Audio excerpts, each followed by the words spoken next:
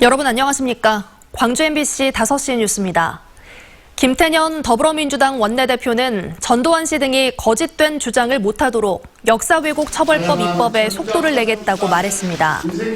김 원내대표는 오늘 원내대책회의에서 전두환 씨는 학살의 주범이고 5.18 가짜뉴스의 온상으로 북한 개입설도 당시 신군부에서 나왔다며 죄를 인정하고 반성하기는커녕 뻔뻔한 태도에 개탄을 금할 수 없다고 밝혔습니다. 그러면서 5.18의 진실을 반드시 밝혀 학살 책임자가 끝까지 죄를 부정하며 활개를 치도록 그냥 두지 않을 것이라면서 진상조사위 활동이 과거처럼 미완으로 끝나지 않게 전폭적으로 뒷받침할 것이라고 말했습니다. 내일부터 광주와 전남 지역의 고등학교 3학년 학생 등 4만 2천 명의 등교 개학이 시작됩니다.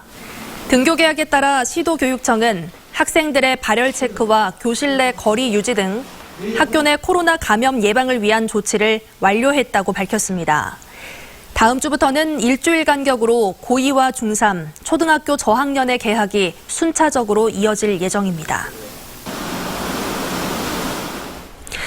지난주부터 정부의 긴급재난지원금이 시민들에게 지급되고 있는 가운데 광주시의 신청률은 70%를 넘는 것으로 나타났습니다.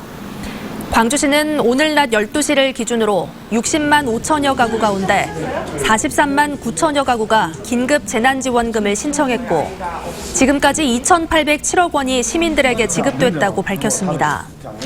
한편 어제부터 현장 신청이 시작됐는데 행정복지센터에 준비된 선불형 상생카드가 부족해 시민들이 불편을 겪기도 했습니다. 광주시는 지역화폐를 만드는 조폐공사에 전국 각지의 제작 의뢰가 밀려들면서 상생카드 수령이 다소 늦어졌다고 밝혔습니다. 광주시 보건환경연구원이 코로나19 환자의 검체로부터 코로나19 바이러스를 분리하는 데 성공했습니다.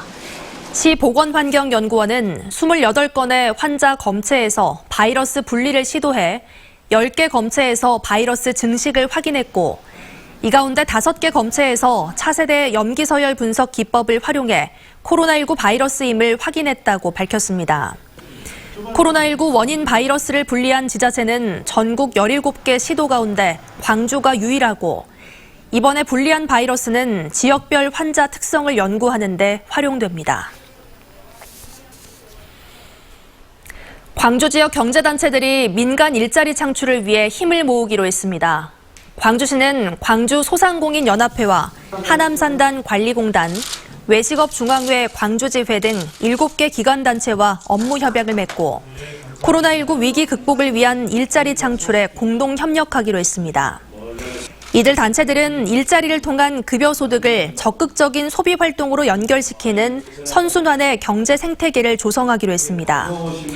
이에 앞서 광주시는 제조업체 30인 이하, 소상공인 5인 이하 업체가 신규 인력을 채용한 뒤 4대 보험에 가입할 경우 최저 인건비 50%에 해당하는 인건비를 지원하기로 했습니다. 중흥건설그룹이 코로나19 사태로 어려움을 겪고 있는 근로자들을 위한 기금을 6억 1천여만 원을 전달했습니다. 중흥건설그룹은 전체 임직원들이 십시일반으로 모금한 1억 1천여만 원에 그룹 차원에서 5억 원을 더해 근로복지공단에 전달했습니다. 중흥건설그룹이 전달한 성금은 근로복지 사업에 필요한 기금에 편입돼 특수고용직 등 취약계층의 고용 안정과 생계 안정 대책 등에 사용될 예정입니다. 감사합니다. 광주 지역 교육시민단체는 전교조 법외노조 취소 판결을 통해 교원의 노동 기본권을 보장하라고 대법원에 촉구했습니다. 광주 교육희망네트워크와 광주시민단체협의회 등은 내일 대법원에서 열리는 전교조 법외노조 취소 소송 공개 변론을 앞두고 정의로운 판결을 기대한다며 이같이 밝혔습니다. 이들 단체는 전교조 법외노조화는 국내외에서 주목받고 있는 노동 기본권에 관한 사건이라며 국정농단과 사법농단의 폐해를 청산하고 참교육 실천을 보장하라고 촉구했습니다. 5.18 당시 계엄군의 발포로 주민 다수가 숨진 광주 남구 송암동 효천역 학살 사건의 진상규명을 요구하는 학술대회가 열렸습니다.